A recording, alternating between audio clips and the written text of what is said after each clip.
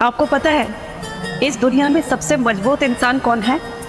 इस दुनिया में सबसे मजबूत इंसान वो होता है जिसके ख्वाब भी टूटे, सपने भी टूटे, अपने भी रूठे, सब रिश्ते नाते सब छूट गए और फिर भी वो कहता है सब ठीक है।